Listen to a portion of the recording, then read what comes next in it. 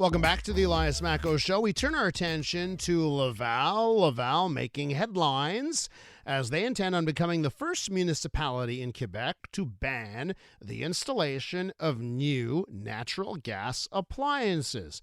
Many say it's an important step towards decarbonizing buildings. Natural gas represents about 6% of all greenhouse gas emissions in Quebec. But not everyone is in agreement, and even Hydro-Quebec has come out to say that in order for it to meet power demands, some natural gas options need to stay on the table. Let's go now to Alexandre Warnet, who sits on Laval's executive committee and is the person responsible for the environment. Alexandre, welcome to the show.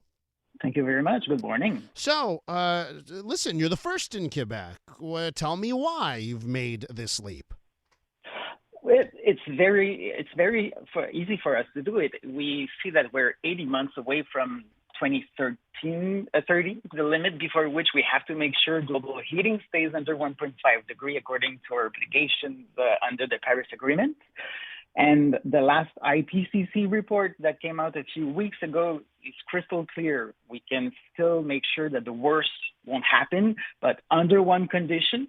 We have to do like the award-winning movie title points to, everything, everywhere, all at once.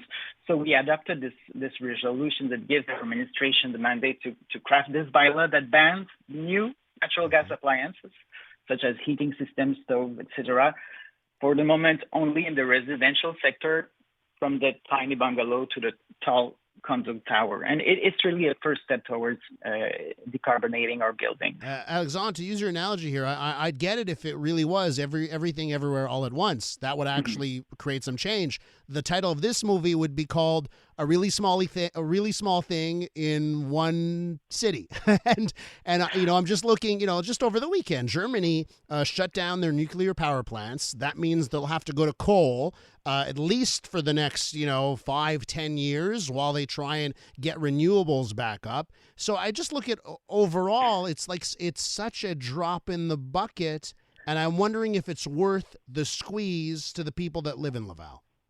It is, because we use our municipal powers. We don't have the power to, we are not the provincial or the federal government. We hope that at some point it will be the same. There will be a law that, like we had for fuel oil, mazout, which is not available anymore as an option Quebec-wide.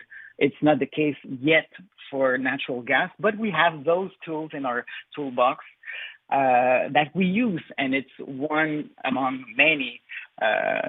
We just launched our climate plan last week also. There's tons of actions, more than 300. So it's one of many, and it's worth it because we have to stop the flow of new natural gas appliances right now, because when it's installed for the next decade. Mm-hmm. That's why it's important to do it now. So Alexandre, you bring up a good point, right? So you get an appliance, and then the new one is going to be there for a while. To that end, right? To that end, here's an argument against a municipality imposing a ban. There are alternatives, right? Electric induction stoves, right? If we're talking about residential spaces, and what I hear from chefs are, once you get used to it, electric induction is better than natural gas, faster heat, better results. Oh, and by the way, operating because it's on electric is cheaper. There are a lot of people that would say that if you let the market decide, electric induction will win at the end of the day. And maybe it'll take just a little bit longer, but you let people choose, and for their homes, they'll go with electric at the end of the day. Why not just say, hey, you know what? The best technology is going to win, and let it happen. Again, we're 80 months away from 2030. We don't have that time anymore. We're past the point of letting the market decide. We have to have a clear vision or where we're heading and the political will to support this vision. And that's exactly what we're doing. I don't think we're in the process of restraining liberties in general. It's just that for the future residences, this option will not be available anymore. We are asking our citizens to choose green energy. There's lots of options available. Alexandre, you mentioned 300 measures here. So let's talk about what's next, right? I mean, you are like, how far will you go in making decisions for citizens when it comes to meeting this 2030 target? Well, we have lots of subventions, so funding. Subsidies. Subsidies. Thank you very much. For fuel oil, for example, we encourage electrification of vehicles.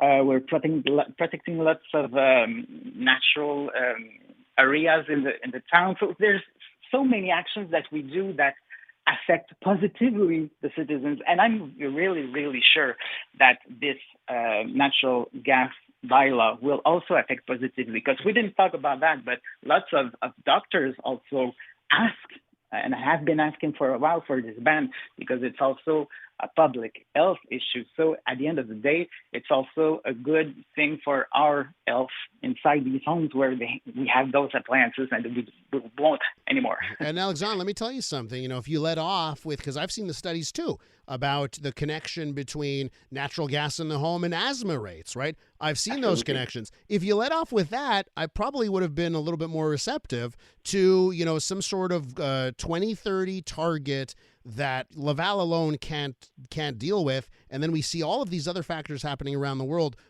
that will negate what you're doing in half a second, right? So that's where I sort of go, the health thing, you've got my attention here. And sometimes when I hear these targets about 2030, I'm just not so sure how connected they are to citizens and their day-to-day life. What has been the reaction from citizens? What are you hearing from your residents? Well, lots of people are happy about it because we have lots of pressure to move forward and further and quickly towards a greener city and climate leadership. That's for sure. Of course, some people are not happy about having less options, but there are still so many options available that in a few months we will have forgotten about it. Are you going to give a subsidy, by the way, because you mentioned subsidies before, for homeowners that are now going to have to install electric and not natural gas? Will they get a subsidy from Laval? Well, the bylaw that is being drafted right now doesn't affect the energy systems. It affects the future appliances.